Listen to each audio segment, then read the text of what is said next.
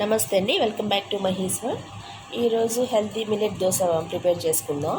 దాని గురించి నేను ఒక కప్పు మినపగుళ్ళు తీసుకున్నాను, ఒక కప్పు రైస్ తీసుకున్నాను, అలాగే ఒక కప్పు కొర్రలు వేస్తున్నానండి. దీనిలో రేపు బ్రేక్ఫాస్ట్కి నేను దోశ వేస్తున్నానండి. మినపగుళ్ళు బియ్యం అయితే కడిగేసి నానబెట్టేస్తున్నాను. మినపగుళ్ళతో పాటుగా 2 స్పూన్లు పచ్చిశనగపప్పు వేస్తే దోశలు టేస్ట్గా వస్తాయండి.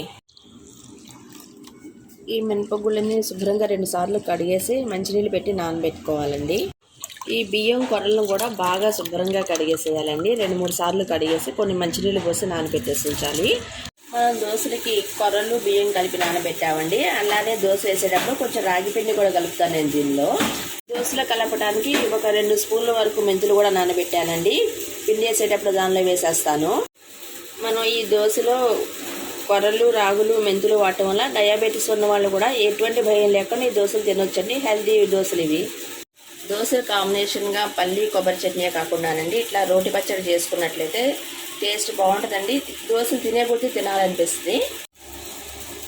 సొరకాయ టమాటా చట్నీకి నేను ఇంత సొరకాయ ముక్క తీసుకున్నానండి. ఒక 5 టమాటాలు తీసుకున్నాను, ఒక 10 పచ్చిమిరపకాయల వరకు తీసుకున్నాను. వీటన్నిటిని శుభ్రంగా కడిగి ముక్కలుగా కట్ చేసుకోవాలి. ముందు మనం సొరకాయ టమాటా చట్నీకి ఇవన్నీ ముక్కలుగా కట్ చేసి పెట్టుకున్నానండి. బాండీ పెట్టి ఆయిల్ వేసి హీట్ అయింది. ఈ ముక్కలన్నీ ఒకేసారి వేసేయచ్చండి. ఇవి చాలా సింపుల్గా తక్కువ టైంలో చేసుకునే ఇదండి. మనం ఇక్కడ ఎక్కువ టైం స్టవ్ దగ్గర ఉండాల్సిన అవసరం లేదు. దీంట్లో టేస్ట్ సరిపోయిన సాల్ట్ వేస్తున్నానండి. అలాగే కొంచెం చింతపండు కూడా వేసేసేయాలి. మొత్తం అంతా కలిపేసి ఒకసారి మూత పెట్టేసి ఉంచితే ముక్కలంతా మగ్గుతాయండి. నాకు ఈ సొరకాయ టమాటా పచ్చిమిరపకాయలు బాగా మెత్తగా మగ్గిపోయాయండి. సొరకాయల నుంచి వచ్చిన నీరు, టమాటా నుంచి వచ్చిన నీరు సరిపోయింది. ఒక్కొక్కసారి సొరకాయ ఆరిపోయినట్లయితే నీరు ఉండదండి, అప్పుడు అడుగంటుతూ ఉంటుంది. అటువంటిప్పుడు చూసుకుని మనం కొంచెం ఒక చిన్న గ్లాస్తో వాటర్ వేసి బాగా కలిపి మూత పెట్టేసి ఉంచితే మగ్గిపోతుందండి. నాకైతే ఇప్పుడు అవసరం లేదండి, ఆ నీటితోనే మగ్గిపోయింది. మిక్సీ పడతానండి, అదంతా చల్లారింది. చూస్తున్నారు కదండి, చట్నీ అయితే రెడీ అయిపోయింది. దీన్ని ఇప్పుడు మనం తాలింపు వేసుకుందాము.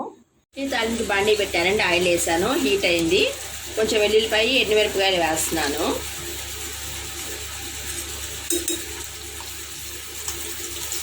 అవి కొంచెం ఫ్రై అవనివ్వాలి. దీనిలో ఇప్పుడు 1 స్పూన్ ఆవాలు, 1 స్పూన్ జీలకర్ర వేస్తున్నాను. మినప్పప్పు ఆప్షన్ అండి, వేసుకుంటే వేసుకోవచ్చు, లేకపోతే లేదు. ఆవాలు జీలకర్ర మాత్రం వేస్తే బాగుంటుంది. కరివేపాకు వేస్తున్నానండి. నేను చట్నీ తర్వాత అసలు కరివేపాకు ఎక్కువ వేస్తూ ఉంటాను.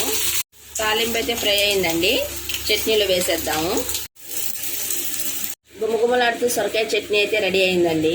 బ్యాటర్ రెడీ అయిందండి. మనం బియ్యంతో పాటుగా కొర్రలు, మినపగుళ్ళు, మెంతులు వేసి పెట్టాం కదండి. కొంచెం కలర్ చూసారా, ఎలోయిష్గా ఉంది. ఆ కొర్రలు, మెంతులు వేయటం వల్ల ఇది హెల్త్కి చాలా మంచిదండి.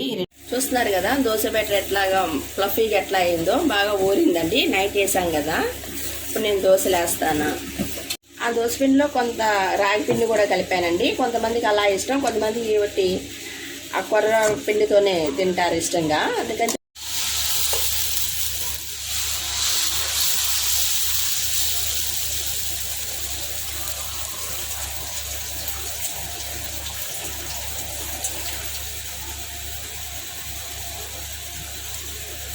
రాగి పిండి కలిపిన దోశ బాగా పల్చగా అట్లా వస్తుందండి.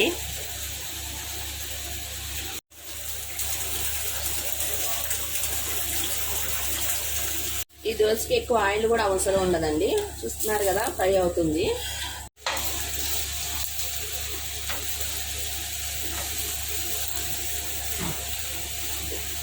దోశ ఫ్రై అయిందండి, ప్లేట్లోకి తీసేస్తున్నాను. మరొక దోశ వేస్తున్నానండి. కొర్రలు, రాగులు పిండితో కలిపిన హెల్దీ దోశ అండి. అట్లానే కూరగాయల చట్నీ, సొరకాయ టమాటా చట్నీ. ఇది బ్రేక్ఫాస్ట్కి మంచి ఆప్షన్ అండి. ఈ రెసిపీ మీకు నచ్చినట్లయితే లైక్ చేయండి, షేర్ చేయండి, సబ్స్క్రైబ్ చేసుకోండి. Thank you for watching.